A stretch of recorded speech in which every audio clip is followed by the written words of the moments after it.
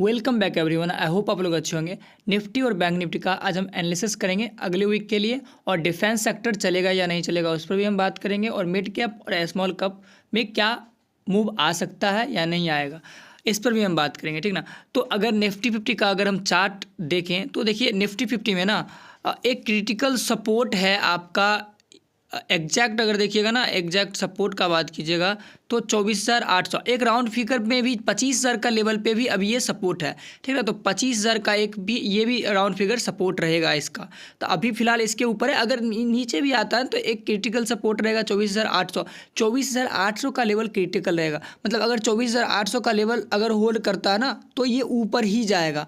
और ऊपर का अगर रेजिस्टेंस का बात कीजिएगा तो इसका रेजिस्टेंस हमको दिखता है 25,300 के आसपास इसका एक रेजिस्टेंस दिखता है। और निफ्टी 50 ना ये लगातार मूव कर रहा है और ये अप ट्रेंड है, तो ये और ऊपर जा सकता है, ठीक ना।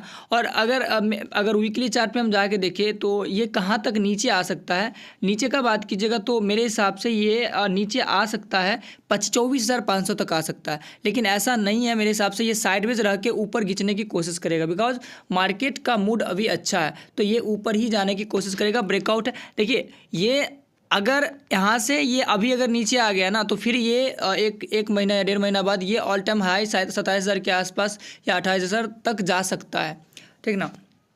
और अगर हम वन डे चार्ट फ्रेम में, 1 आवर के चार्ट फ्रेम में हम जाके देखें तो निफ्टी 50 अभी देखिएगा फिलहाल एक दिन चलता है, एक दो दिन साइडवेज रहने की कोशिश करता है, या एक वीक भी लगाता है। अभी फिलहाल देखिएगा 1 आवर के चार्ट फ्रेम में एक ट्रेंड लाइन यहाँ से फॉलो कर रहा है।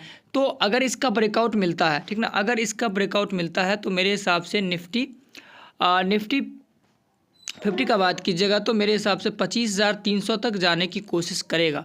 और हो सकता है यहाँ पे ये साइडवेज भी रहने की कोशिश कर सकता है, और इसका एक क्रिटिकल सपोर्ट रहेगा 24,500 तक, मतलब ये जोन में साइडवेज रहने की कोशिश करेगा और कुछ अच्छा नहीं हो जाएगा तो ये फिर से ऊपर भाग जाएगा, ठीक ना।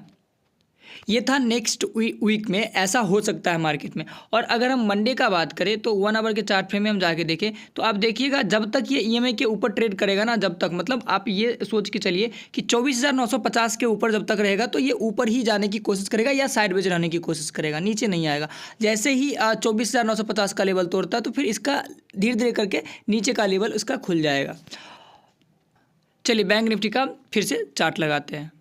देखिए बैंक निफ्टी का एक क्लियर चीज़ है कि अगर ये 24,600 का लेवल होल्ड करता है, और अगर 24,000 का लेवल होल्ड करता है और प्लस में अगर 1 आवर के चार्ट फ्रेम में अगर ये ट्रेंड लाइन को ब्रेक करता है तो ये ऊपर जा सकता है 56,175 तक जाने की कोशिश करेगा, और हो सकता है इसके ऊपर भी निकल जाए, ठीक ना। इसका देखिएगा ना बार बार यहाँ पे रिजेक्शन ले रहा है 1 आवर के चार्ट फ्रेम में, तो अगर इसको निकाल देता है ना तो ये ऊपर जाने के लिए तैयार है। मेरे हिसाब से ये ऊपर ही जाना चाहिए, ठीक ना।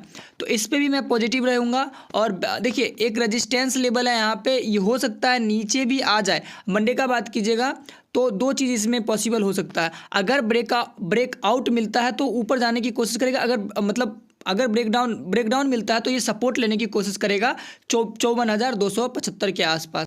चलिए अब मैं बात करता हूँ मिड कैप और स्मॉल कैप में। मिड कैप और स्मॉल कैप अगर निफ्टी 50 साइडवेज रहता है या निफ्टी 50 मूव करता है तो मिड कैप और स्मॉल कैप में तगड़ा खरीदारी होने वाला है। अगर निफ्टी 50 नीचे आ जाता है तो मिड कैप और स्मॉल कैप नहीं चलेगा, लेकिन अगर निफ्टी 50 साइडवेज रहा या ऊपर गया 100 पॉइंट या 200 पॉइंट या 500 पॉइंट तो निफ्टी नेक्स्ट 50 स्मॉल कैप और मिड कैप में खरीदारी होने वाला।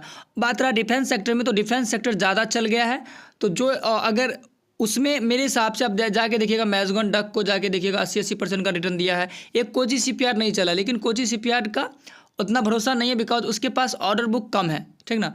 तो आने वाले क्वार्टर में उसका रिजल्ट खराब आ सकता है, तो इसके वजह से फिर भी कोची सीपीआर हो सकता है घिंच ले, ऑल टाइम हाई के आसपास तक कोची सीपीआर जा सकता है। ऐड करने की सलाह नहीं है, बस एजुकेशन पर्पज़ के लिए मैं बता रहा हूँ। लेकिन डिफेंस सेक्टर पॉजिटिव ही रहने वाला है। आप एचएएल अभी और ऊपर जा सकता है, बीईएल भी ऊपर जा सकता है, लेकिन मैं देखिए कभी भी कोई भी स्टॉक को भागते हुए नहीं पकड़ना चाहिए। एक पुल बैक चाहिए, उसके बाद आप उसमें इन्वेस्ट कर सकते हैं। अभी आप लीजिएगा, अगर कोई भी एक ट्रिगर नेगेटिव आया, मार्केट नीचे आएगा कम से कम 5% आपका, खास करके जो 80% स्टॉक चला वो 10 से 15% टूटना उसका निश्चित है।